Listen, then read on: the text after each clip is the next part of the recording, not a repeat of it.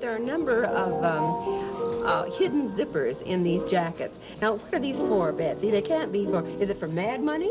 Well, it depends on where they're placed. They can be wherever you want them. Uh-huh. You know, for the pockets so that no snow gets into it, the zipper holding the hood in because it's easier to put the hood on and off with the zipper than it is with the snaps. Then there's zippers up the sides so that the jacket will fit tightly around the hips, keeping that straight, sleek look that it should have. And very often you'll find a zipper hidden in the arm. Good afternoon, ladies and gentlemen. You'll excuse the fact that I'm out of breath, but about 10 or 15 minutes ago, a tragic thing, from all indications at this point, has happened in the city of Dallas. Let me quote to you this. And you'll excuse me if I am out of breath. A bulletin, this is from the United Press, from Dallas. President Kennedy and Governor John Connally have been cut down by assassins' bullets in downtown Dallas. They were riding in an open automobile when the shots were fired. The president, his limp body carried in the arms of his wife, Jacqueline, has rushed to Parkland Hospital. And if you'll excuse me if I give some directions and we talk about what we're going to do here for the next few minutes, but Bobby, let's tape this, if you please, particularly the interview with the eyewitness people. It is being taped good. Here's a piece of copy that was rushed to me and was torn off from the United Press in Dallas. President Kennedy has been shot in Dallas, Texas. He was shot as his motorcade left downtown Dallas. Mrs. Kennedy jumped up and grabbed the president. She cried out. Good evening, my fellow American sobers. It's come to my attention that very few of us actually understand and know exactly what it is the Central Intelligence Agency is truly designed and created for. What exactly is this branch of the U.S. federal government? What exactly is their purpose? Clandestine operations? Secret, covert military initiatives? What exactly is the CIA up to? Many of you probably falsely believe the CIA is intended to protect national security interests, but many of you would be mistaken. What this branch of the government is designed to protect is, in fact, the business and financial interests of what is important to the United States. It's all about the money. And as we continue to fight and pray for peace, these warmongers, they fight for war. It would appear that this rogue agency's sole existence is to fund and fuel the American propaganda and war machine. Ask not what the CIA can do for you, but what can you do for the CIA? And over the last 62 years, it has become abundantly clear that I would still be here, Dr. Seuss, had I not threatened to splinter the CIA into 1,000 pieces and scatter them to the wind. Let's go.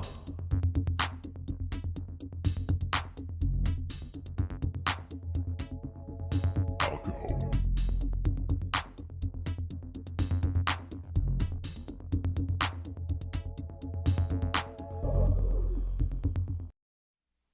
All right. Welcome back, my fellow American sobers, to another episode of Sobering Stories with me, President Petrovsky. If you're new to the channel, thank you so much for clicking on that thumbnail.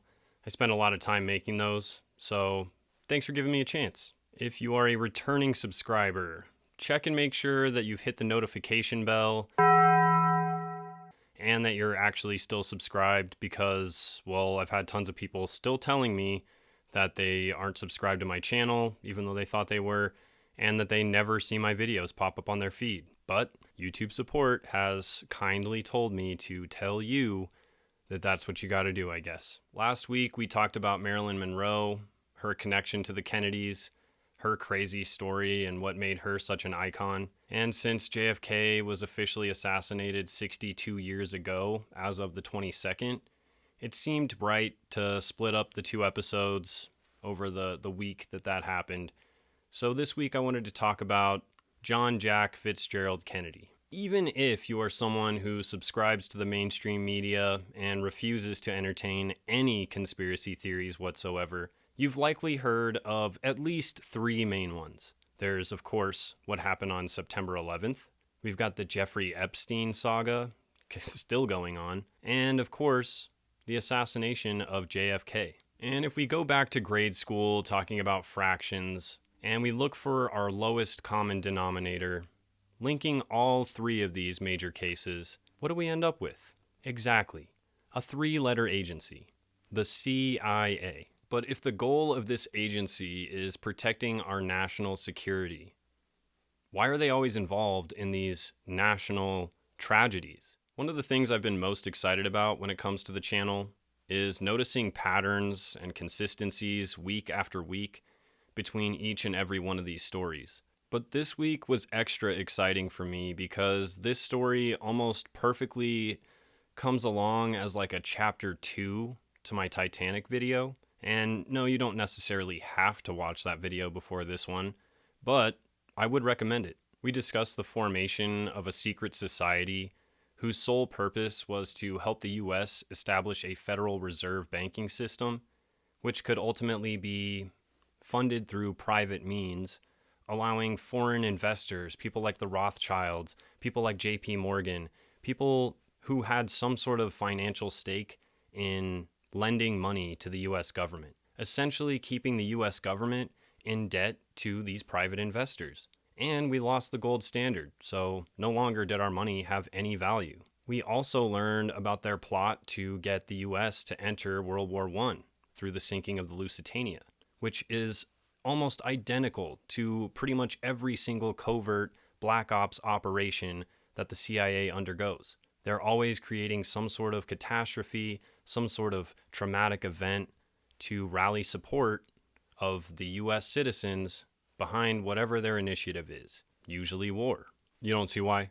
It's because we live in a democracy, and if we go into war, it has to be the public's desire to go into war. We can't just force it on the American people. And if you're interested in seeing how this has literally been a pattern since before the birth of our nation, then I highly recommend you go check out my American Propaganda Machine about September 11th. Super, super interesting history deep dive lesson. Yet again, you don't have to, but it'll make this episode hit twice as hard. And just like with most of my stories, there's going to be some stuff in here that YouTube doesn't want you to see, so I have to blur it out. But if it's stuff that you do want to see, then you should join my membership program, or you can follow me on Patreon. I upload all of my videos to my members and my patrons as soon as I finish editing it. Sometimes there's still mistakes in there even, but that's a way for you to get uncensored early access to the content. And just a quick apology for last week. I think I said that, actually I know I said that JFK was killed in Houston. John Jack JF Kennedy was assassinated in Houston, Texas. My bad. Picking up where we left off with the Titanic video, World War I was very much instigated by this secret roundtable society. Members that were in the society actually controlled the British media, and they were able to paint the Germans as the enemy. Why were the Germans the enemy? Well, because Britain and Germany were both focused on imperial expansion, and they both seemed to be interested in the same colonies or territories, so they were constantly battling with each other over where they could expand. In an effort to eliminate the German threat, as well as take control of their major assets and industries, they concocted this plan to basically ally all of the English-speaking Western democratic nations under one umbrella to fight this great war. On top of that, the investors for this newly formed Federal Reserve Bank in the U.S., well, they really needed the U.S. to start borrowing money. And through stalemates and standoffs, this war ended up lasting 4 years. They prolonged it as long as possible so that they could maximize the amount of money that they were making from this chaos. At the end of the Great War, with the signing of the Treaty of Versailles, the Allied forces not only wanted to punish Germany for their role in instigating this whole conflict, but they also wanted to destroy its economy completely, because Germany was an industrial giant. In order to ensure the full economic collapse of Germany, there were certain provisions that were written into the Treaty of Versailles. These provisions were written by 2 lawyers. They were brothers. They worked for the law firm Sullivan and Cromwell in the U.S. It's just a corporate law firm. These 2 guys, Alan Dulles and John Foster Dulles, they made sure that Germany would never recover by forcing them to pay reparations in the total of 132 billion marks. At face value, this seems like a way for them to completely destroy Germany and keep them from ever growing powerful again. But in actuality, this was a way for them to further consolidate the world's wealth into the hands of just a few. The economic burden of these reparations, as well as the lack of jobs or really any economy at the time, plus having to rebuild Germany after this war, created so much hyperinflation. A loaf of bread cost like 2 billion gold marks. People were turning in their life savings just to get food. And this once massive industrial giant was reduced to a point where they were so desperate that they would accept any sort of financial help that they possibly could get in order to stabilize their economy. The Dulles brothers had created such a dire financial situation for Germany that they had no choice but to accept American and British investor help. They allowed them to come in and start buying up all of these different industries and start expanding their own industries into Germany. These investments and loans allowed Germany to bounce back a whole lot faster than they were going to originally. However, they were only bouncing back because of all the investments from foreign investors. And just like Nathan Rothschild says, it doesn't really matter who's in the position of power. He who controls the money controls everything. But it certainly begs the question, why would these democratic industrialists who just spent tons of money trying to buy up industry in Germany, why would they allow the National Socialist Party to then take hold and allow Adolf Hitler to rise to power? I mean, isn't their entire goal democratic imperial expansion?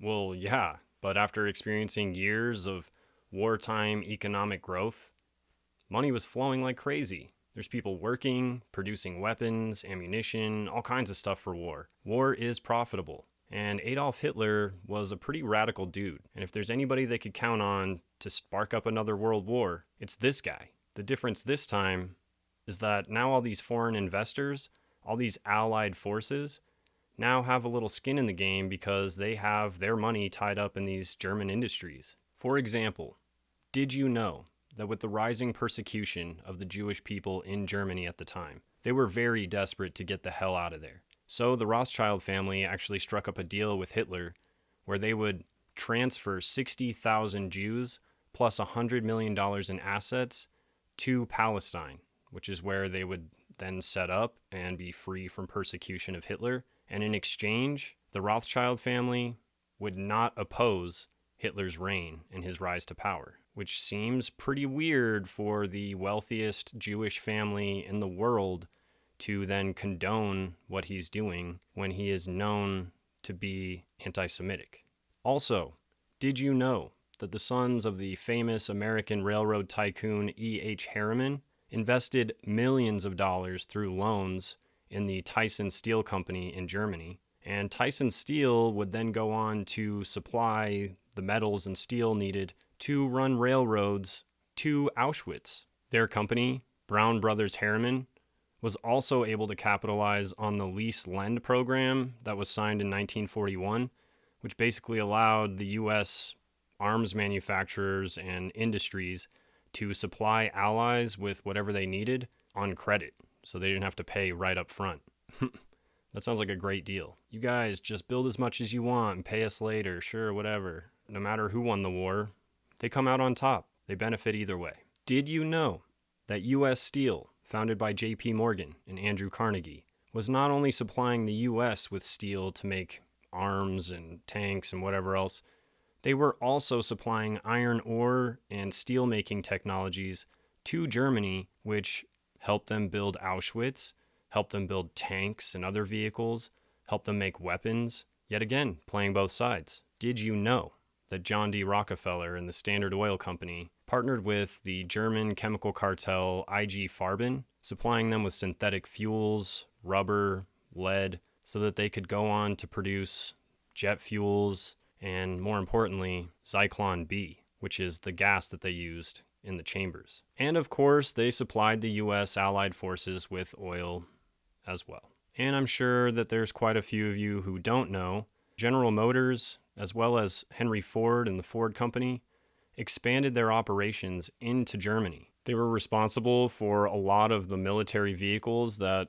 the Germans were using at the time. And as you expected, Henry Ford is of course making military vehicles for the Allied forces as well. In fact, Ford's contributions were so great that Henry Ford received the Grand Cross of the German Eagle Award, which is the highest honor you can receive as a foreign national for your support of the Nazi Party. And Henry Ford set up multiple different manufacturing plants in Germany. During the war, a lot of those plants got hit with bombs from the Allied forces, so once the war was finished up, Henry Ford sued the US government for $15 million because of them bombing his manufacturing plants in Germany. And he won! You can't make this up. Ford sued the U.S. Army, the U.S. government in the 50s because during the war, the U.S. Air Force bombed their tank-making facilities in Germany. And this is true. And what was it, like 52 or something? They sued the U.S. government for destroying their factories. And they won. They won the lawsuit. So I had to write a little song for Henry here. Ford built tanks for the Nazis, and the Nazis used those tanks to gun down lots of soldiers in the U.S. Army ranks. Yes, Henry Ford was a fascist and a nasty one was he. He built tanks for anyone for the proper fee. And finally, did you know that Prescott Bush, George H.W. Bush's dad, at least allegedly, because George H.W. Bush has also been alleged to be the son of Nikola Tesla's assistant, and his real name is George H. Scherf Jr. And in this picture right here, you can see George H. Scherf Jr. as well as George H. Scherf Jr. Jr. And even more strange, Nikola Tesla says that the book Curious George was based on this George H.W. Bush Scherf character. The author from Curious George knew this information and was spreading this information, was taken out, if you can believe it. George H.W. Bush's dad was the director of the Union Banking Corporation, and they were responsible for managing the finances and the assets of different German corporations who were known to support the Nazi Party. And the Bush-Texas oil pipelines were also supplying American war efforts. Prior to the creation of the OSS in 1941, Franklin Delano Roosevelt started the Committee on Information. And just like every single intelligence agency since George Washington, their sole purpose was the U.S. propaganda machine, convincing the Americans that we need to be in this war. Prior to the formation of the CIA in 1947, there was another three-letter agency, the Office of Strategic Services, the OSS. The OSS was created in 1942 as America's very first official intelligence service. They were responsible for gathering intel for the Allied forces so they could win the war, but their main objective was keeping tabs on American investments in different German industrial businesses to make sure that those investments were protected. They also became even more deeply involved in military intelligence. I say even more because the Dulles brothers, Averell Harriman, and the chief of Remington, Samuel Bush, a man referred to as the original Merchant of Death, had a relationship with American military intelligence stretching back into World War I. The lesson here being that the American variant of military intelligence started out with businessmen protecting their investments, just as if they were a mafia. Right from the very beginning, it had nothing to do with national security and everything to do with money. So they didn't care about national security. They just cared about protecting investments. In 1945, as we near the end of World War II, the OSS engaged in Operation Sunrise. This operation was just negotiations between Nazi soldiers and the U.S. Allied forces, trying to get them to surrender. And if they agreed to surrender, then the U.S. would protect them from Allied attacks, and they would also provide them amnesty from any war crimes or any persecution from things they may have done during the war. With the surrender of these German forces in Italy, the Allied forces were able to move in, which brought us one step closer to the end of the war. In May of 1945, the OSS engaged in Operation Paperclip. And we've talked about this before, but this is where they brought tons of German scientists, engineers, physicists over to the U.S. and saved them from being persecuted for their war crimes or whatever they were doing for the Nazi Party, and actually employed them working underneath the Office of Strategic Services.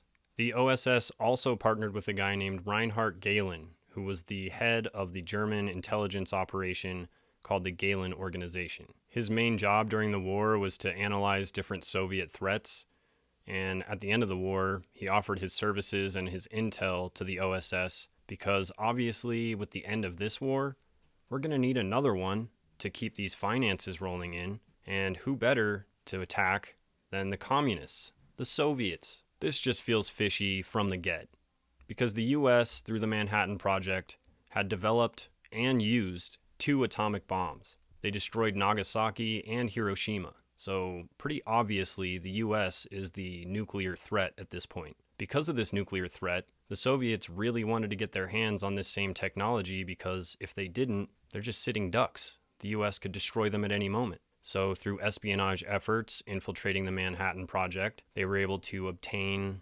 information on how to create these weapons, and this is what led us right into the Cold War. Now I want you guys to think about something for just a sec. Picture yourself as a wealthy industrialist who's been funding and promoting these wars for the last 20 years, and now your enemy has been defeated. The threat to your finances and the threat to your livelihood is now gone. You're victorious. So what is the next biggest threat to you being a wealthy, powerful industrialist with lots and lots of money? Yeah, communism. Because communism levels the playing field. Everybody can play golf. Everybody gets to be first in line. Everybody rides in limos. Everybody eats and flies first class. And if I'm a wealthy, elite industrialist who's used to having the world at my fingertips and having whatever I want, yeah, that ain't happening. No on the communism. And you've just spent the last 5 years making bank off of this war. Now the war is over. What are you going to do? You're just going to be okay and complacent with not making as much money as you were? No. You're going to find a new enemy, a new bad guy, a new reason to go to war.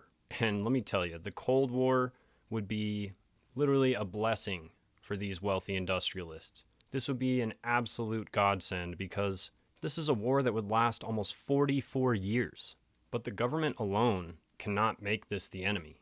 In fact, now more than ever, they need some sort of intelligence service to start spreading propaganda to convince people that communism is the enemy. Communism is bad. This is why on July 26, 1947, President Harry S. Truman signed the National Securities Act, and this would also establish the formation of the Central Intelligence Agency. This is really interesting because the Central Intelligence Agency was started under this National Securities Act and basically gives them full power and authority to do whatever they want behind the scenes, do these secret covert operations, all in the name of protecting our national security interests, or our money. The CIA was underneath the executive branch, so they reported to the president. They did not report to Congress, so they did not need congressional approval to do anything.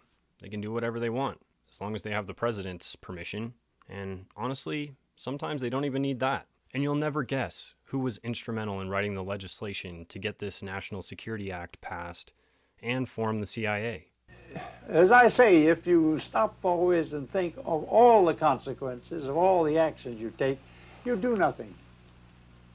This wasn't a world in which one could do nothing. It wasn't a do-nothing world. It was a world in those days, 48 on, though, for several years along there, when you had to do something and do it rapidly.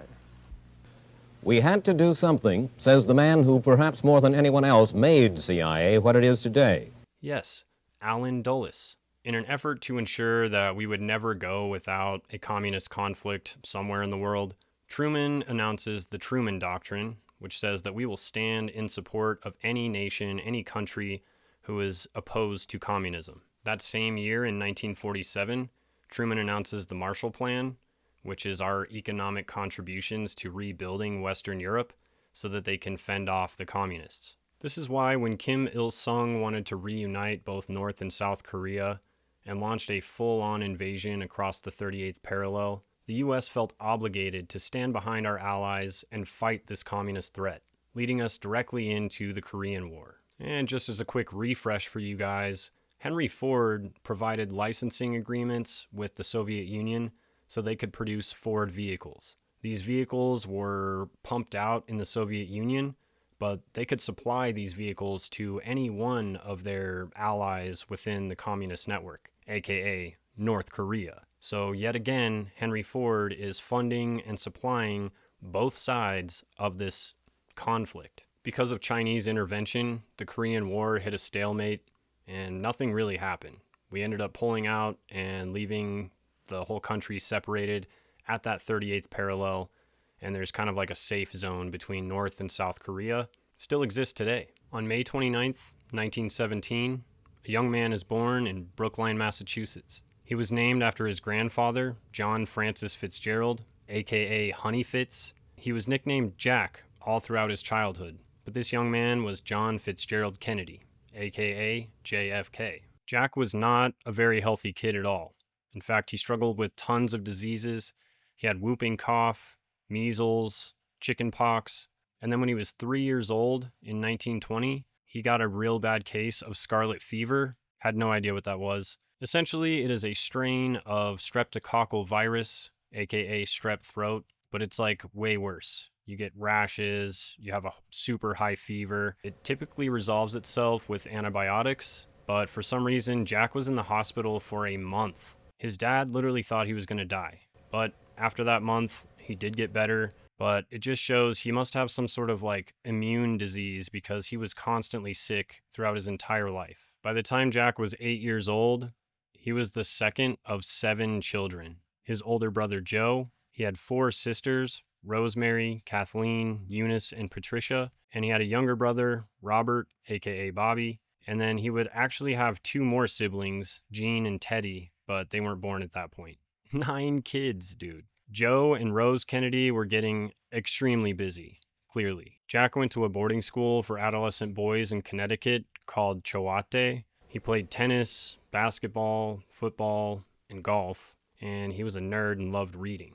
I'm just kidding, but he did like reading. He graduated from Chowate in 1936, and then he went to Harvard. He was studying government, political science, and particularly he was interested in international foreign affairs. Both Jack and his older brother Joe went to Harvard, and they both played football. And one day during practice, Jack got tackled really hard, and one of his discs got ruptured, and he had this permanent, awful back injury that would stick with him for the rest of his life. In fact, one of the only reasons he stayed sitting up in the limousine when he got shot was because he was wearing a back brace. Jack graduated in 1940 with a bachelor's degree in political science, aka government, which I didn't know government was like an official degree, but I guess it is. He immediately went into the Navy as a lieutenant, and he would eventually work his way up to an officer. They would station him in the South Pacific, and he would actually get to man his own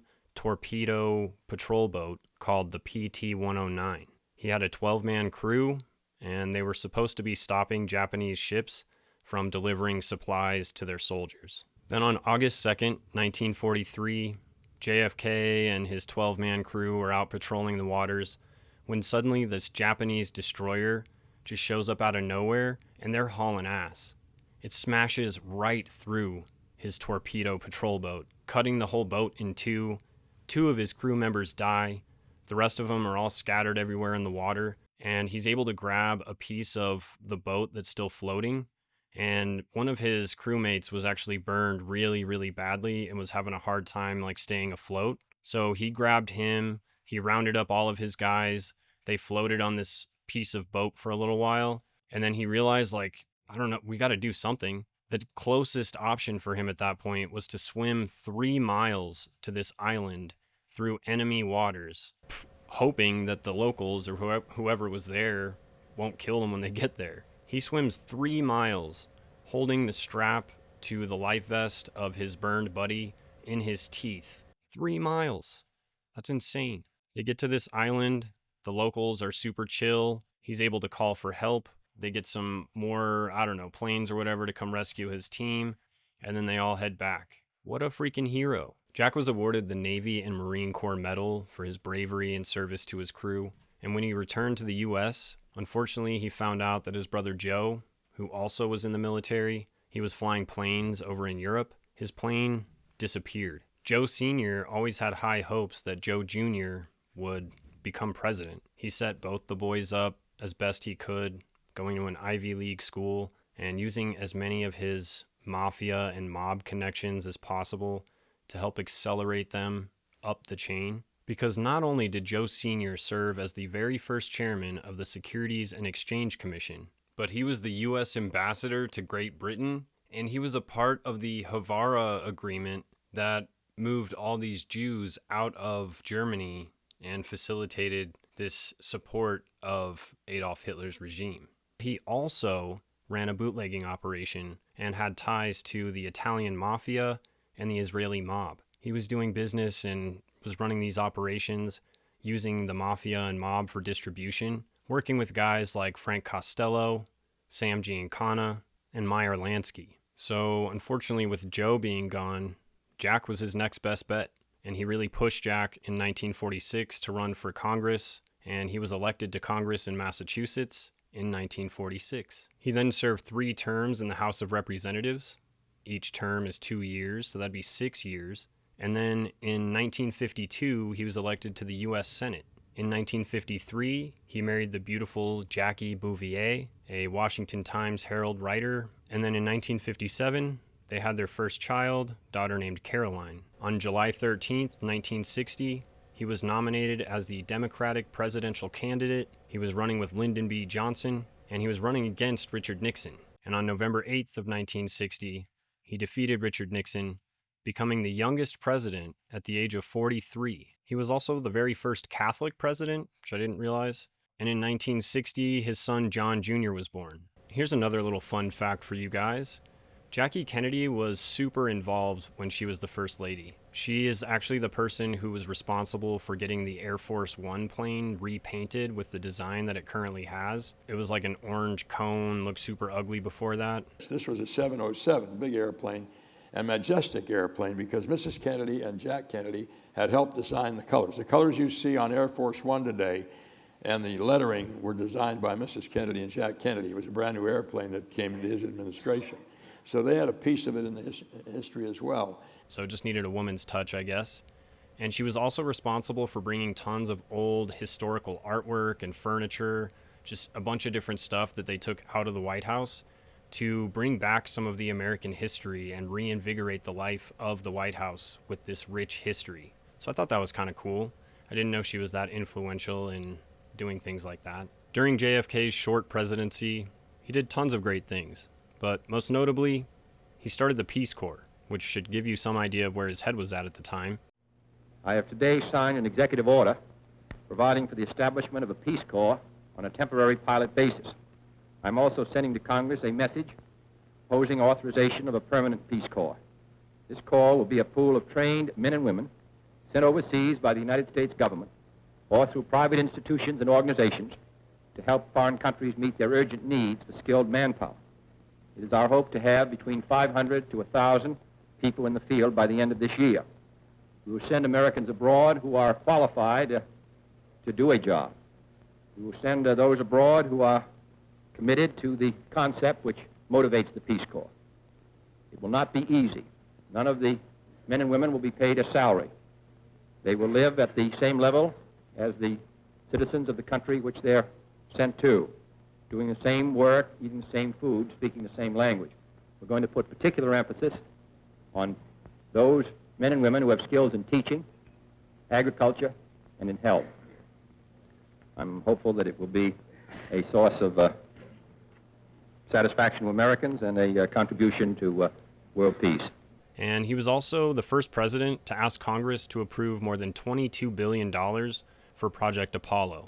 240,000 miles away from the control station in Houston, a giant rocket more than 300 feet tall, the length of this football field, made of new metal alloys, some of which have not yet been invented, capable of standing heat and stresses several times more than have ever been experienced, fitted together with a precision better than the finest watch, carrying all the equipment needed for propulsion, guidance, control, communications, food, and survival on an untried mission to an unknown celestial body, and then return it safely to Earth, re-entering the atmosphere at speeds of over 25,000 miles per hour, causing heat about half that on the temperature of the sun, almost as hot as it is here today, and do all this, and do all this, and do it right, and do it first before this decade is out, then we must be bold. Space, solidifying him as the greatest president since Abraham Lincoln. On June 11th, 1963, he proposed a new civil rights bill to Congress. And this quote that he said when he proposed this whole bill, I just thought was super cool, so I wanted to share it with you guys. This nation was founded by men of many nations and backgrounds. It was founded on the principle that all men are created equal, and that the rights of every man are diminished when the rights of one man are threatened. Today we are committed to a worldwide struggle to promote and protect the rights of all who wish to be free. And he's right. We're all immigrants here. Don't tell ICE. 1964 was an election year, and there was 2 states that they really wanted to focus on with their campaigning because they weren't doing as well in those states, and that would be Florida and Texas. So in November of 1963, they toured down to Tampa. They did a quick, just an appearance there, and then they moved over to Dallas, and that would be on November 22nd of 1963. Using the presidential limousine, he's just going to make his way through Dealey Plaza in Dallas. Him, Texas Governor John Connally, Connally's wife, her name's Nellie, Jackie Kennedy, and then we've got 2 Secret Service agents. We've got William Greer and Roy Kellerman. William Greer is the driver, Kellerman's the passenger. And as they make the turn from Houston Street onto Elm Street, one of the Secret Service agents is walking up right alongside with President Kennedy. While making this turn, it looks like his leading agent calls him and tells him to come back up off the car. He seems really confused. He's throws his arms up. He's like, what the hell? He doesn't really understand why, but he does it. Now, Clint Hill, the guy who would jump on the back of the car after it speeds away after JFK was shot, he would say that the reason he did that was because he was taking off and headed to lunch. And he was saying, all right, later, guys, I'm off to lunch. Have fun. Right in the middle of all that? Really? I highly doubt that. I had to comment on that. I was the agent on the left rear outside, running alongside the car. The agent on the right rear, working the car, the right rear at that time, is an agent named Don Lawton. Don Lawton's assignment that day was not to ride in the follow-up car. His assignment was to remain at Love Field and handle our return, secure the airport for us when we came back. We were going to fly on to Austin, Texas. And what he was doing was, when he came back off the car, he was saying, okay, you guys, I'm going to lunch. Have a good trip. I talked to him within the last month, and he reiterated to me the same thing again. That's exactly what he was doing. Just making a gesture to us in the follow-up car. See ya. I'm going to lunch. Have a good trip. So Clint Hill basically says that it had been part of the plan all along for Lawton, seen here on the right, to go off duty and leave the presidential vehicle. He said he was going off to lunch. Have a nice day. Seems rather dubious if you analyse the body language of Lawton himself. He shrugs his shoulders 3 times and holds both his arms out, as if asking a question or expressing his amazement at what he's just been ordered to do. Is this a guy that's simply saying, right, I'm going off duty, I'm going to have my lunch, see you later?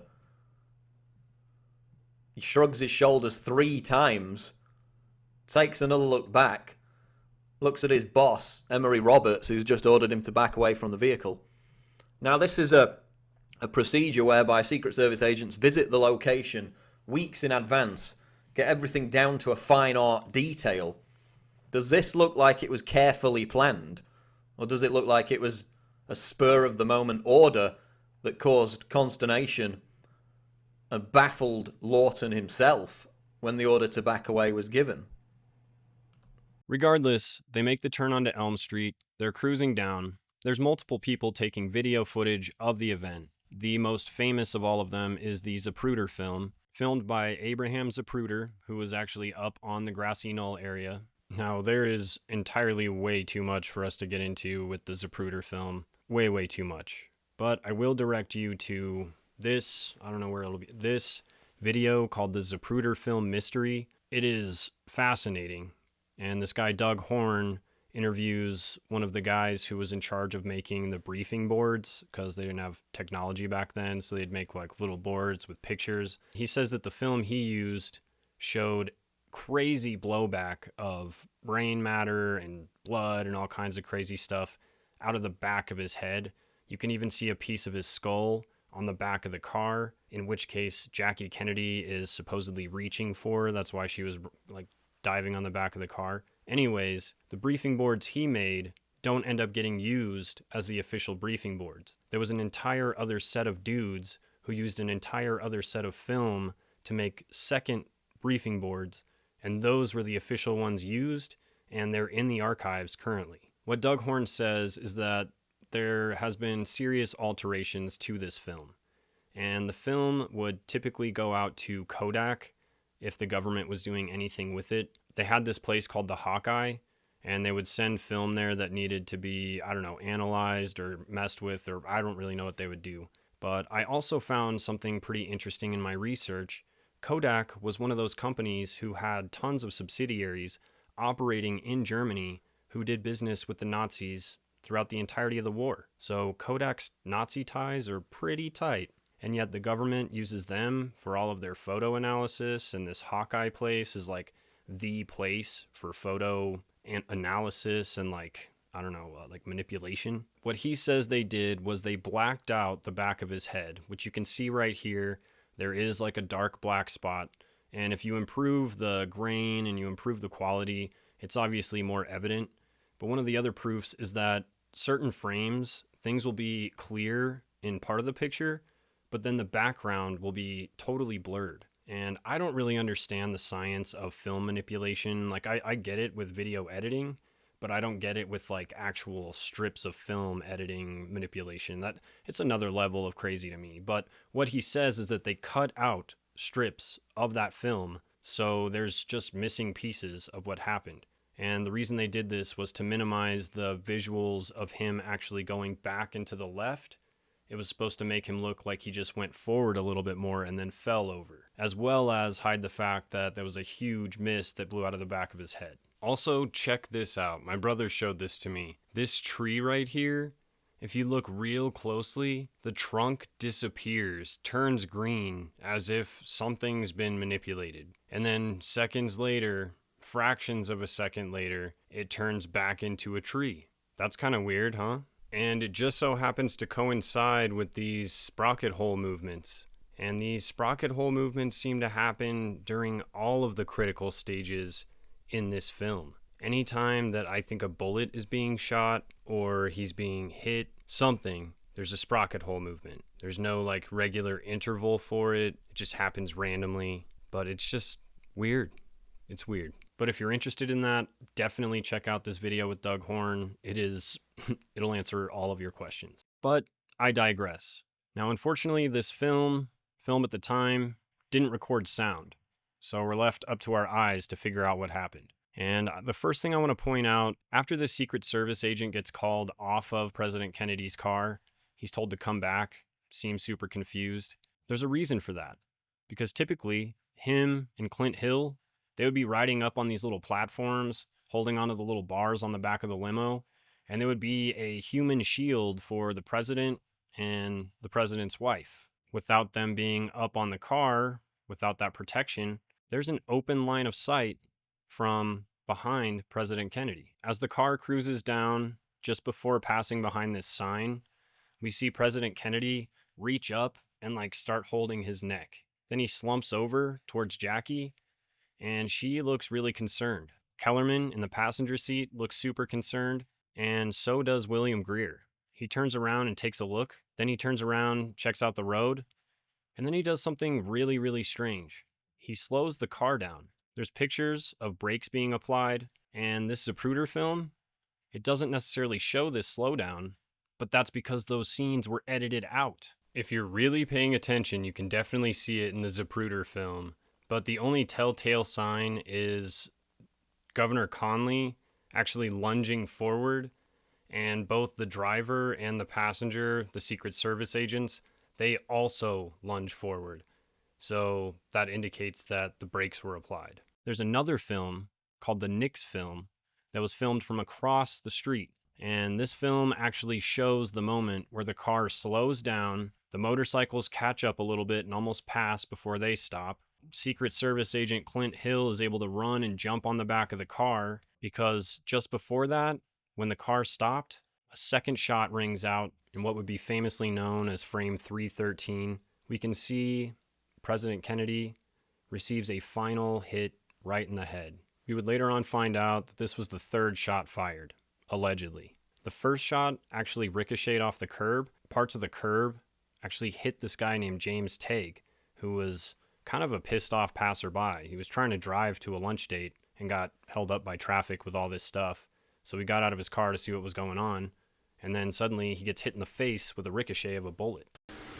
It wasn't but about 30 seconds till the presidential motorcade rounded the corner of Main Street to turn over onto Elm.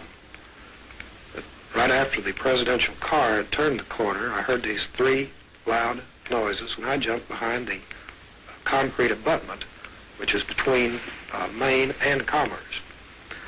There was a motorcycle policeman that just stopped his motorcycle up by the monument and had drawn his revolver and was racing up the hill to the left of me.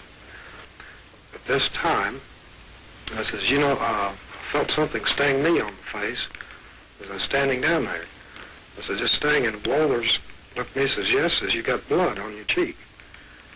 He says, where were you standing? I says, well, down by the underpass. So we started walking down there, and when Walters got about, well, I'd say 10 feet away, he says, look there on the curb, there was a very visible mark on the curb where a bullet had struck.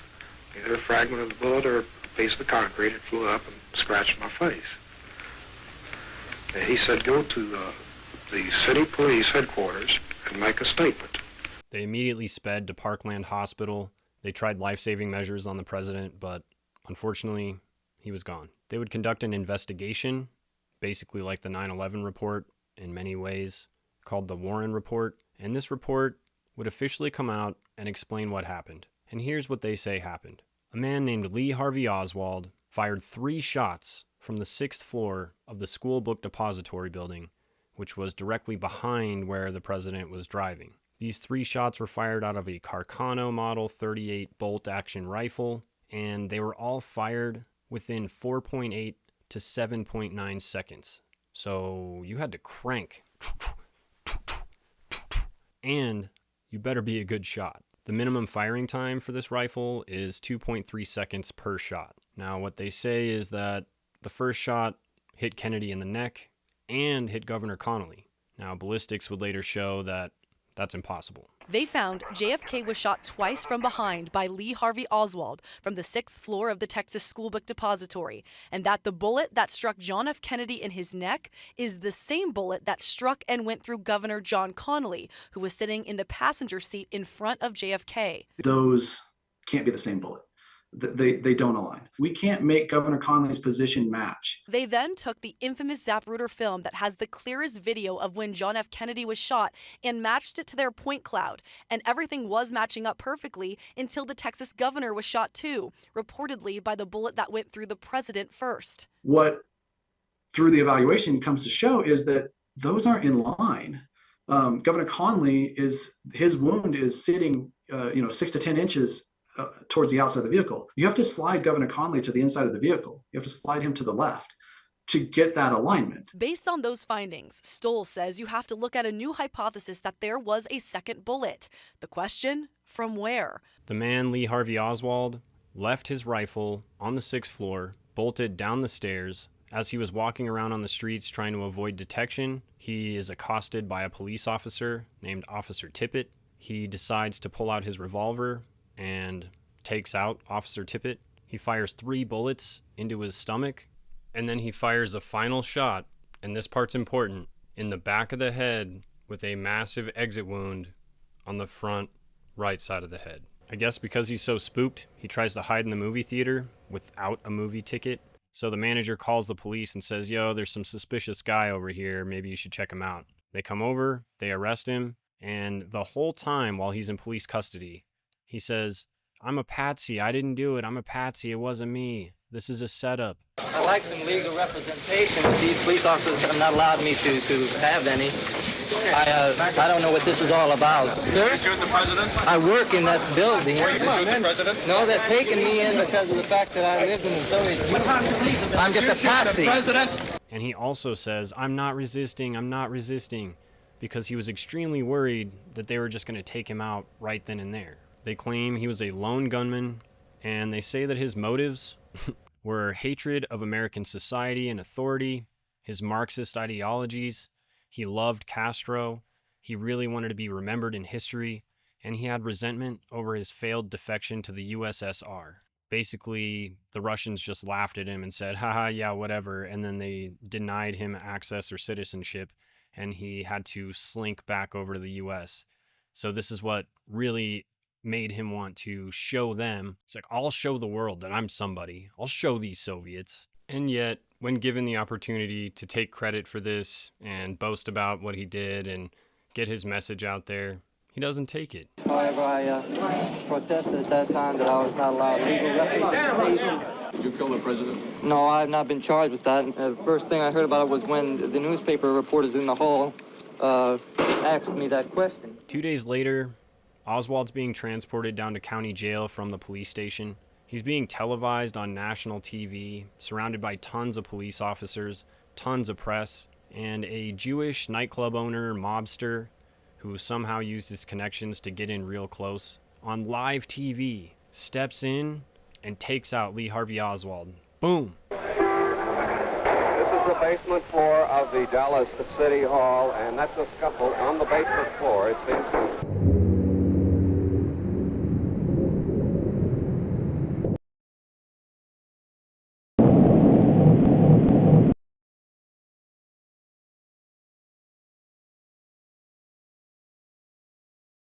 He's rushed to the hospital, but unfortunately, he's unresponsive. Now, just as a quick little fun fact, Jacob Rubenstein, aka Jack Ruby, was also seen by the same psychiatrist we've been talking about for the last few weeks, Dr. Joylyn West, MK Ultra specialist. That to me says straight up cover up. There are multiple different proofs to show that this lone gunman theory is ridiculous. I want to focus in on just a few that I found to be the most convincing. Number 1, this magic bullet theory. Supposedly there was 5 bullet holes in Texas Governor John Connally, 2 bullet holes in John F. Kennedy. That's a total of 7 bullets right there. There's allegedly another bullet that hit the visor and shot off, a very clear bullet hole in the windshield. The presidential limousine was there. Had been standing there for some time just watching the back of the emergency room. Talked to my friend next to me and said, look, there's a bullet hole in the windshield, and pointed it out to them. But it was very clear. It was a through and through bullet hole through the windshield of the car from the front to the back. Then we've got the bullet that hit the curb and ricocheted. And we've also got this other bullet that was definitely shot from the grassy knoll that actually hits the grass across the street from the president. The shot which all of the well-known assassination witnesses described as coming from behind the picket fence missed completely and ripped up the grass at Jean Hill's feet. She did not even notice. But we know this is true because the FBI told her so. Deputy Sheriff Buddy Walters is here seen finding the bullet which struck in the grass near the manhole cover. He hands it on to one of the fake FBI men, who pockets it. So we've got I don't even know, multiple shots, but they say there was only 3 shots that somehow poked 7 holes in 2 different dudes. This magic bullet, they say, split off of Connally's wrist and then ricocheted through their body. They also say that the bullet that went into JFK's head did a U-turn and blew right out the backside. Nothing makes sense. This magic bullet theory? What? How did they think that was going to fly? Number 2, the unresponsiveness of Officer Tippet. That just makes no sense. Lee Harvey Oswald is out trying to avoid detection, but he's going to take out this police officer? Come on. Apparently, Officer Tippet was a JFK lookalike. Men on the force would call him Jack or JFK as a nickname. It's kind of interesting that he turns up unresponsive the same day that JFK does. Now, when JFK's body was being loaded onto Air Force 2, they had called Jackie Kennedy into the airplane for this famous photo where Lyndon B. Johnson is looking at this other dude and he's winking at him. Pretty suspicious.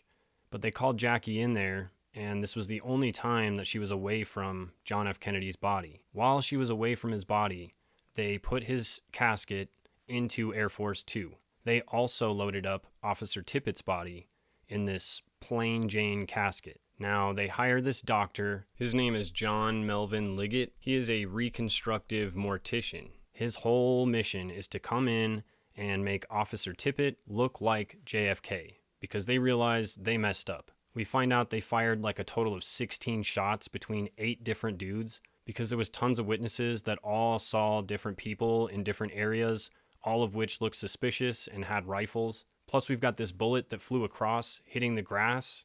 And I swear in the Zapruder film and the Nix film, when you slow it down super hard, you can see little lines where the bullets are flying. But the back of JFK's head is blown out completely. And that's for obvious reasons, because the bullet entered in through the front and out through the back. That's just what happens. The second wound was here in the throat, right above the necktie. It was a small opening, very small, 3 to 5 millimeters, about the size of your little finger. I looked at the wound again.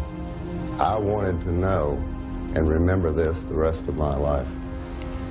And the rest of my life, I will always know he was shot from the front.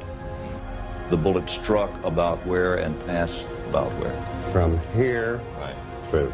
And taking out the back or the occipital part, the back of your head. This was gone. And this is why, at the very first press conference, Press Secretary Malcolm Kilduff correctly described the cause of death and direction of the shot. Now, because this doctor realizes while he's doing these surgeries, trying to seal up these wounds and make Officer Tippet look just like JFK, he realizes that the brain, it does not look at all like what the brain should look like if he had a bullet come through the back. So he kind of just freaks out and he just removes the entire brain altogether. That's kind of suspicious already. In fact, when JFK finally lands and they perform an autopsy, the doctor who does the autopsy says that his brain literally just fell out the back of his head. I helped put President Kennedy's body in a bronze ceremonial casket on November 22nd, 1963, at Parkland Memorial Hospital. Instead, mortuary technician Paul O'Connor received a coffin so dull and nondescript no one could believe it had been utilized to transport the body of a president. It was a very plain casket, and when I say plain, I mean it was pinkish gray. It had pink and gray on the sides. There was nothing fancy about it as far as being bronze. It wasn't bronze. While Siebert and O'Neill made their now famous and entirely correct observation that the body seemed to have undergone surgery prior to autopsy, mainly in the head area, Commander Humes himself testified that the moment he touched the head, pieces of the skull fell down onto the autopsy table. Now, there are some photos that do kind of point to the fact that this could be Officer Tippet, and it could have been because he did some sort of plastic surgery under the skin, preparing this body to look like JFK. Even more evidence is that Bobby Kennedy and Jackie both said when they finally saw him that it did not look like Jack at all. It was a different person. We've also got men who performed the autopsy who said that they received a casket. They both described this casket very differently. One was a brown bronze casket, really nice, suitable for a president. The other one looked like a giant suitcase that had been through multiple different trips, and it was not a presidential looking casket. And the guys talk about how they were super surprised to see that the president's body was in this casket. Because of the time constraints, this doctor didn't have enough time to make things look right, so he did the best that he could. Really, the only photos we see of JFK are ones from the front. You can rarely see photos of the back of his head. The simple answer is that this is not JFK. It's the corpse of Officer J.D. Tippet, surgically altered to look like the president. On arriving home, Liggett was informed the plot was in serious trouble. His wife Lois told how he staggered in the door, unkempt, dishevelled, and quite obviously exhausted, which was very out of character for a man who took pride in always being neat, tidy, and organised. It was about 24 hours before I heard from him. He came home and he walked in the door, and when I saw him, he physically looked like he had really been through a very traumatic experience. His clothes were disarrayed, and that was so out of character for him. And he said, "We're going to get out of town for a while until all of this blows over." And that was a quote, because I thought, well, what blows over? Then we've got this little video clip right here. I can't honestly say that I've ever been completely relieved of the fact that there might have been international connections. You mean you still feel that there might have been? Well, I have not completely discounted. Pretty self-explanatory. I mean, LBJ said it himself. Of course, we've got the Zapruder film, and I was looking at the film one time, and I was zooming in, trying to see something, like trying to see if you could see the skull on the back of the car. And as I zoomed in, I was noticing the black spot that they were talking about, but I also noticed that there's like weird pixels. I don't really know what it would be called or how to describe it, but there's like weird little translucent, almost non-visible, just like different layers that you would imagine if they were doctoring film, they would have been putting something over or like adding to it. There'd be something over that layer of film that you'd be able to see.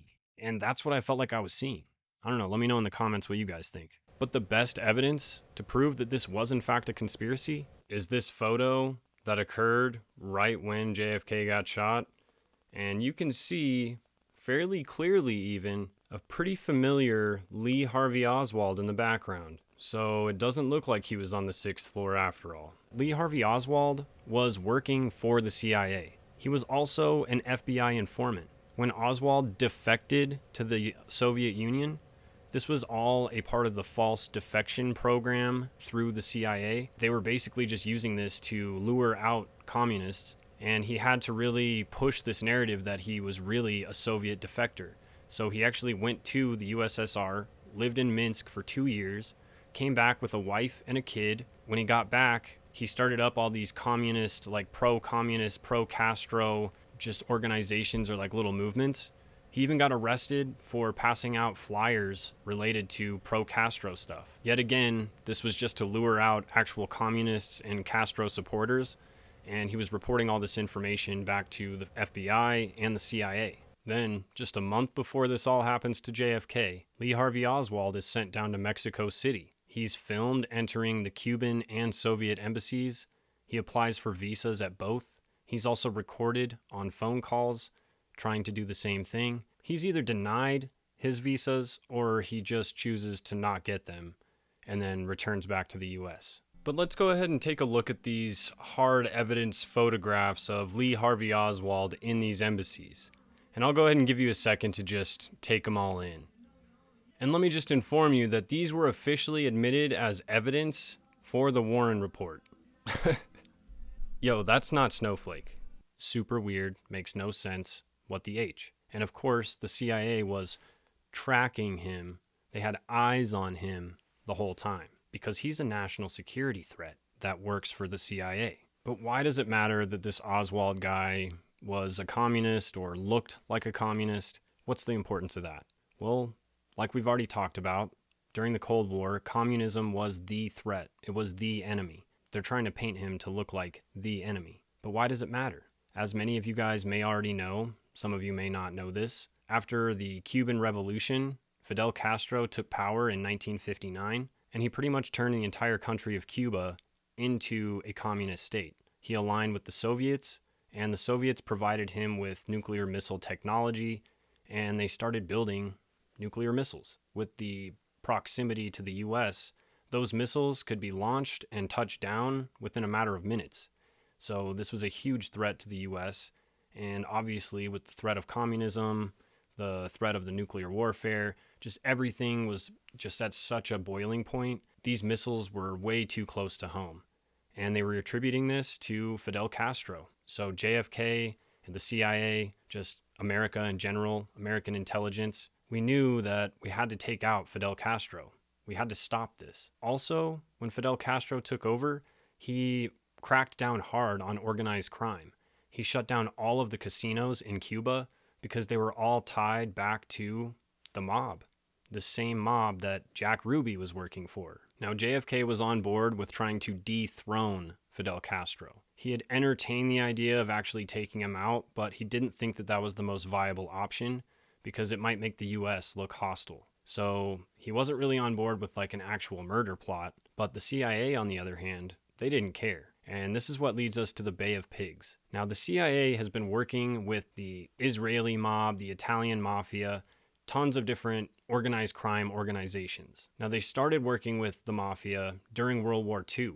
Back at home in these major ports, the mafia and the mob actually controlled these ports. And they were using these guys to basically tell them what was going on, make sure that if there was any Axis stuff going on or any sort of tampering going on with these ports, that they relayed this information to the Allies. This is literally the CIA and the mafia/mob working in tandem. It's basically like different sides of the same coin. You can't get more blunt than that. The CIA is just as dirty as the mafia or the mob. The one thing I recognized was there are no black hats and there are no white hats. They all conduct themselves the exact same. And very good evidence of that is that the CIA would hire two so-called mafia men, Sam Giancana and John Roselli, to assassinate Fidel Castro. If there's such a difference, you're not supposed to have anything to do with each other. But in essence, the remark is really they're all in bed together. They all do business together. Now, because Cuba had shut down all these casinos, they were using the mafia to help them carry out these covert operations. They were planning to poison Castro, take him out with explosives. They were planning to do all these random, weird, different assassination attempts in order to take him out. They were also taking Cuban exiles that were thrown out during the revolution, people who hated Castro. They were training them to be these kill soldiers, MK Ultra. So the CIA, during the Bay of Pigs invasion, takes these exile soldiers and tries to take out Fidel Castro, but they are completely unsuccessful. The CIA actually calls in for help, asking for backup to help with this whole situation, but Kennedy says no. This was not authorized by me. You guys are operating secretly underneath whatever orders, I don't even know what, and I don't condone this operation, so no, I'm not sending help. The operation was a huge failure, huge embarrassment for Allen Dulles, the current and longest standing CIA director who was pretty much running all of these programs, as well as George H.W. Bush, who was an agent at the time, Agent Poppy. And this embarrassment obviously caused tension between JFK and the CIA. Now, because of this failure, the whole Bay of Pigs thing, JFK fired Allen Dulles from the CIA, from his director position.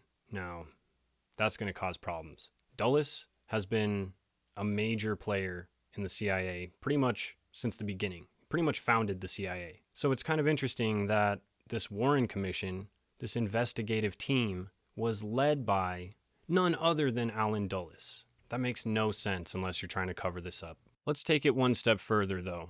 The chief of the counterintelligence staff, Mr. James Angleton, who worked directly under Allen Dulles during his directorship of the CIA, he's best known for leaking nuclear technology secrets to the Mossad and the Israeli government. In fact, he's credited with helping them start and build the Dimona reactor at their nuclear testing research center. He also helped smuggle materials out of the U.S.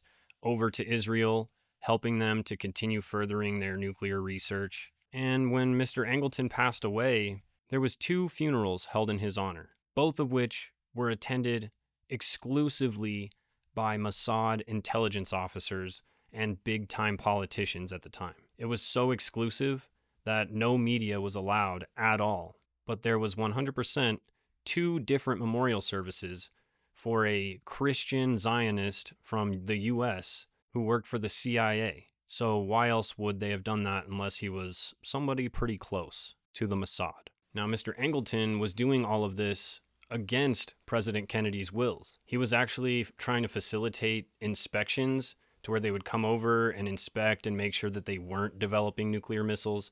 He was trying really hard to keep people from arming with atomic weapons and really pushing this peace thing. So he was fighting the Israeli nuclear program really, really hard at that point, only to find out that James Angleton this entire time has been sneaking technology over their way. And they say that the reason Jack Ruby actually took out Oswald is because he was a CIA asset and he would know all about the connections between the mob, James Angleton, the nuclear program, and what they were planning to do with everything, as well as their assistance in getting JFK elected in the first place, because Joe Kennedy had serious connections with Meyer Lansky, with Sam Giancana, and with Frank Costello. So he used these strings to help pull the state of Illinois, which was a huge state for President Kennedy during that election. And because they helped him out, they figured that he would scratch their backs too. But as we talked about last week, as soon as JFK got into office, he appointed Bobby Kennedy as Attorney General. He waged full-on war on the mafia and the mob. His big push was taking care of organized crime. So he essentially just turned on the same people that put him and his brother into office. Sure, that would piss off the mob a little bit. Would you tell us whether if you have opposition from anybody that you dispose of them by having them stuffed in a trunk? Is that what you do, Mr. Giancana? Decline to answer because I honestly believe my answer might tend to Will you incriminate. tell us anything about any of your operations, or you just giggle every time I ask you a question? Decline to answer because I honestly believe my answer might tend to incriminate me. I thought only little girls giggled, Mr. Giancana. Then if we consider what we talked about last week, if he really had shared all this stuff with Marilyn Monroe, then what the hell? The CIA doesn't like that. He's exposing top-level secrets, which is why it's very possible that the CIA took out Marilyn Monroe because of what she knew, and then shortly after that, took out JFK. The main reason why the CIA would want to take him out is because after the Cuban Missile Crisis, JFK was able to diplomatically negotiate the removal of the nuclear weapons with the agreement that the U.S. would basically leave Cuba alone, and they would just kind of agree not to be so explosive and radical with the threat of nuclear attack. This gave JFK lots of hope that there could be a peaceful resolve to the Cold War. In fact, that was his goal. He was trying to end the Cold War. We were getting involved in Vietnam at this point. Things were starting to escalate the same way they did in Korea. Things had split in half. The North and South are fighting.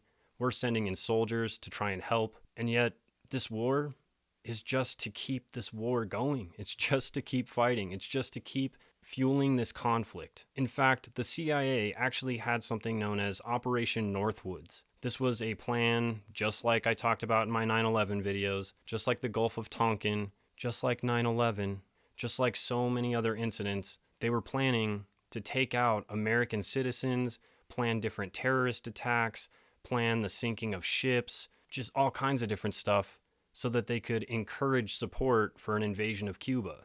Now, JFK found out about this and was like, no, definitely not. And he really started to feel like the CIA was just, it's a rogue agency. They're on their own. He can't control them anymore. And at this point, he sees them as a serious threat. By Christmas of 1963, JFK says he's going to be bringing home 1,000 soldiers from Vietnam with a full evacuation from the country and the whole war by 1965. This is what's known as NSAM 263. He then fires Allen Dulles. He removes all paramilitary ops from the CIA, and he places them under the direct supervision of the Joint Chiefs of Staff. So they no longer can just operate freely and do what they want. And JFK is actually quoted as saying that he wants to splinter the CIA into 1,000 pieces and scatter it to the wind. Okay, yeah, that's pretty threatening to the CIA. And Allen Dulles, who just got fired, and James Angleton, who's working for the mob and the Israelis, and who now is having to sneak around even harder because he's under direct supervision of the Joint Chiefs of Staff. All of these things certainly played a role in the CIA having motive to take out JFK. But in my opinion, the one thing that really put his head on the chopping block was his speech that he gave and the comments he made about secret societies. Listen to this. The very word secrecy is repugnant in a free and open society. And we are, as a people, inherently and historically opposed to secret societies, to secret oaths, and to secret proceedings. We decided long ago that the dangers of excessive and unwarranted concealment of pertinent facts far outweighed the dangers which are cited to justify it. Even today, there is little value in opposing the threat of a closed society by imitating its arbitrary restrictions. Even today, there is little value in ensuring the survival of our nation if our traditions do not survive with it. And there is very grave danger that an announced need for increased security, seized upon by those anxious to expand its meaning to the very limits of official censorship and concealment. That I do not intend to permit to the extent that it's in my control. And no official of my administration, whether his rank is high or low, civilian or military, should interpret my words here tonight as an excuse to censor the news, to stifle dissent, to cover up our mistakes, or to withhold from the press and the public the facts they deserve to know. For we are opposed around the world by a monolithic and ruthless conspiracy that relies primarily on covert means for expanding its sphere of influence, on infiltration instead of invasion, on subversion instead of elections, on intimidation instead of free choice, on guerrillas by night instead of armies by day.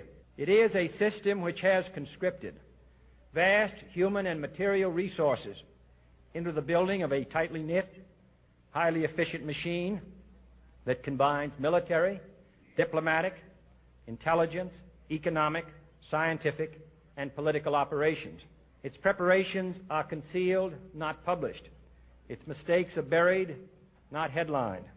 Its dissenters are silenced, not praised. No expenditure is questioned, no rumor is printed, no secret is revealed. No president should fear public scrutiny of his program, for from that scrutiny comes understanding, and from that understanding comes support or opposition, and both are necessary. I am not asking your newspapers to support an administration, but I am asking your help in the tremendous task of informing and alerting the American people. For I have complete confidence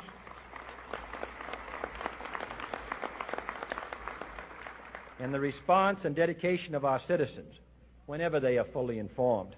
I not only could not stifle controversy among your readers, I welcome it. This administration intends to be candid about its errors, for as a wise man once said, an error doesn't become a mistake until you refuse to correct it. We intend to accept full responsibility for our errors, and we expect you to point them out when we miss them. Without debate, without criticism, no administration and no country can succeed, and no republic can survive. That is why the Athenian lawmaker Solon decreed it a crime for any citizen to shrink from controversy. And that is why our press was protected by the First Amendment, the only business in America specifically protected by the Constitution, not primarily to amuse and entertain, not to emphasize the trivial and the sentimental, not to simply give the public what it wants, but to inform, to arouse, to reflect, to state our dangers and our opportunities, to indicate our crises and our choices, to lead, mold, educate, and sometimes even anger public opinion. This means greater coverage and analysis of international news, for it is no longer far away and foreign, but close at hand and local. It means greater attention to improved understanding of the news, as well as improved transmission. And it means, finally, that government at all levels must meet its obligation to provide you with the fullest possible information outside the narrowest limits of national security. And so it is to the printing press, to the recorder of man's deeds, the keeper of his conscience, the courier of his news, that we look for strength and assistance, confident that with your help, man will be what he was born to be, free and independent. Now remember, the function and intention of the CIA and the OSS was to protect the interests and assets and investments of this wealthy Illuminati cabal of investors, industrialists, and financiers. So the mob, the mafia, the CIA, and now these secret societies, the wealthy elites, these Nazis that funded Hitler, who now own most of the world and are focused entirely on keeping this war machine fueled and alive, he's now threatened their money machine. So, what do you guys think happened to JFK, and Lee Harvey Oswald, and Marilyn Monroe, and Bobby Kennedy, and Sam Giancana, and so many more? On the 22nd of February 1967, Eladio Del Valle and David Ferry were both murdered within minutes of each other, when it seemed they might give information to the Jim Garrison investigation. Charles Boyd Harrelson and Milwaukee Phil Aldericio suffered convenient early deaths in jail, and having been ordered to testify before the House Select Committee on Assassinations, both Charles Nicoletti and George de Mohrenschildt were shot dead at the same time on the 29th of March 1977. The string of deaths that happens after JFK, the people that the CIA felt like were loose ends, needed silencing, it's too much for me to go through in this video. Let me just say that Johnny Roselli, who went to prison and spilled the beans on the whole thing, the ties with the CIA and the mob, all the things that they were doing, their role in taking out the president, he ends up in an oil barrel floating in the ocean. Okay, so cover up? Now, of the 8 different shooters who fired multiple different rounds at that limousine, there's only one shot that really mattered, and that's the last and final shot that hit JFK. I've watched a lot of videos on where this shot possibly came from, and I am fully 100% convinced that the only place that truly makes sense, that really could have fooled a lot of people, is this drainage hole, this drainage ditch along the curb. You can walk into it, you can walk back out of it. It's a perfect little spot, you won't be noticed. And the line of sight from this area to JFK in the spot where frame 313 stops is the perfect angle for that bullet to come up, hit him on the right side of the head, knock his head up and to the left, causing the massive splatter that we see, ultimately ending JFK's life. Incredibly, the answer has lain hidden in the most well-known and iconic image from the assassination of the motorcycle policeman heaving his bike onto its stand. Look now as we freeze frame him here. This is the moment when the whole world was looking up the hill toward the man who had fired from the grassy knoll, but that is not where the police officer is looking. He is looking down into the storm drain, because that is where that shot at a stationary car came from. But while above ground, the world was taking pictures and running and screaming and trying to figure out what had happened, the other young man was stumbling along 400 yards of a reeking, fetid Dallas sewer pipe to emerge from this culvert. And he was not Lee Harvey Oswald, or Roscoe White, or J.D. Tippet, nor even a Cuban or Russian communist. His name was Jack Allen Lawrence.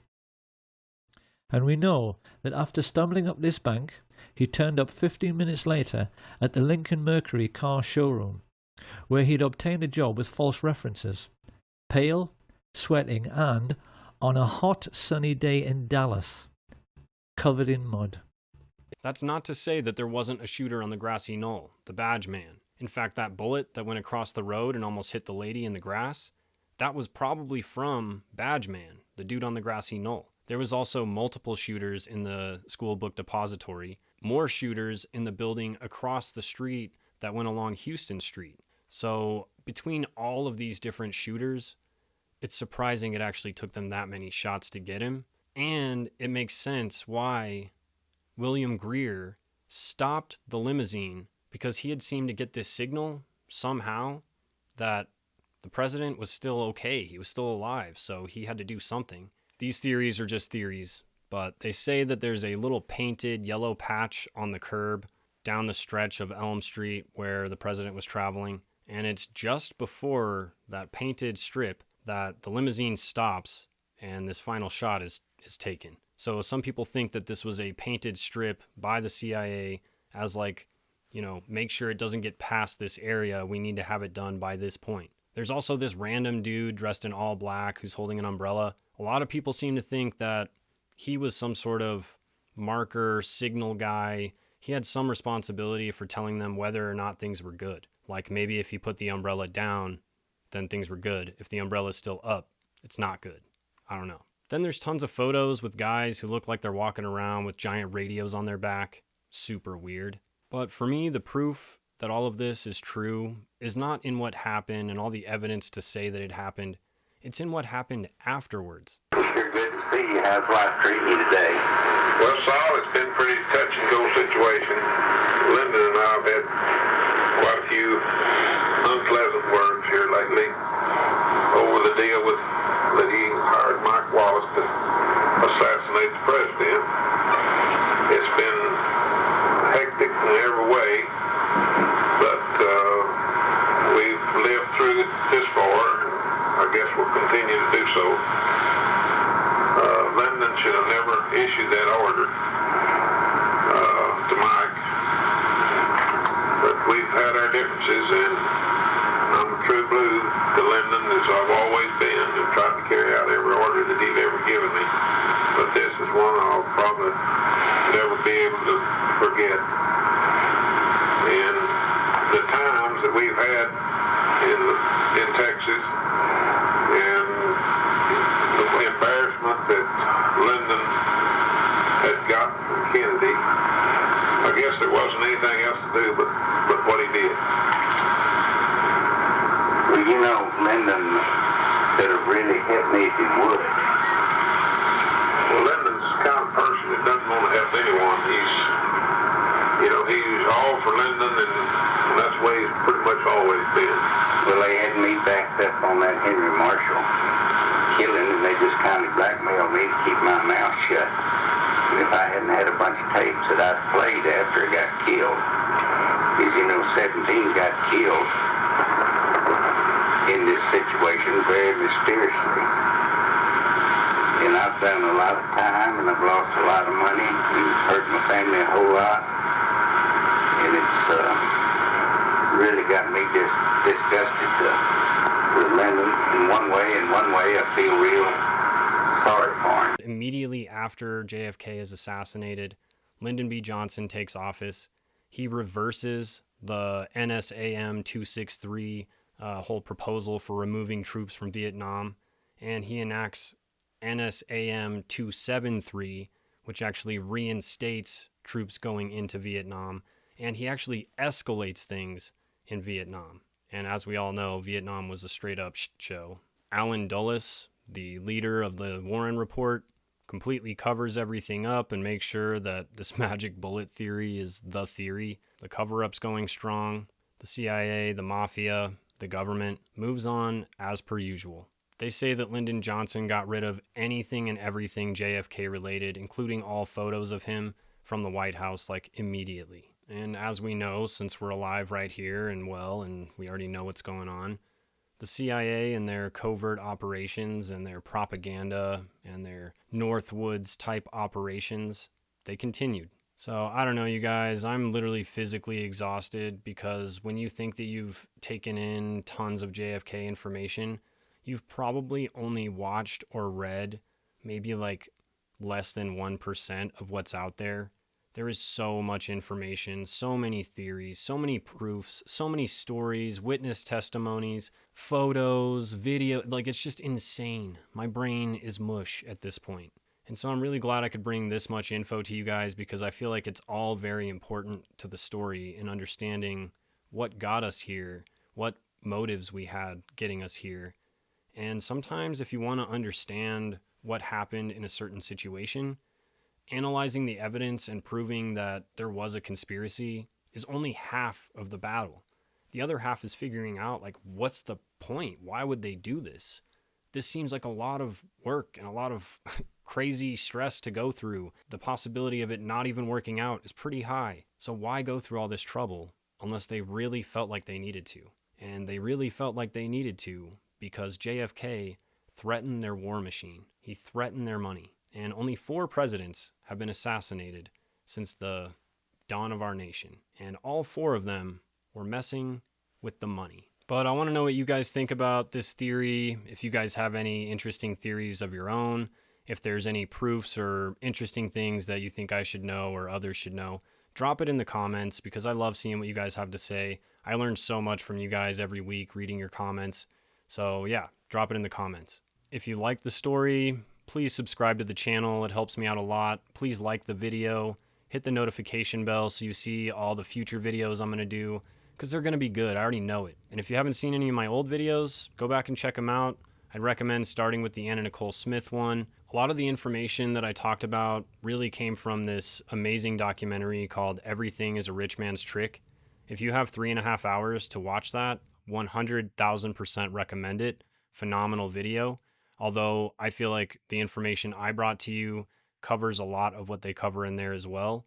But just want to give credit to Francis Richard Connally because his research and his theory and his ability to investigate and break down the facts, truly, truly amazing. And the documentary is worth watching. I'll link it right here. I'll link it in the description. And yeah, check it out. Because honestly, everything really is a rich man's trick. But that's all I got for you guys this week. I look forward to doing this again with you guys next week for another one. But until then, sleep safe, stay sober, and ask what you can do for the CIA. Later, sobers. Let's go.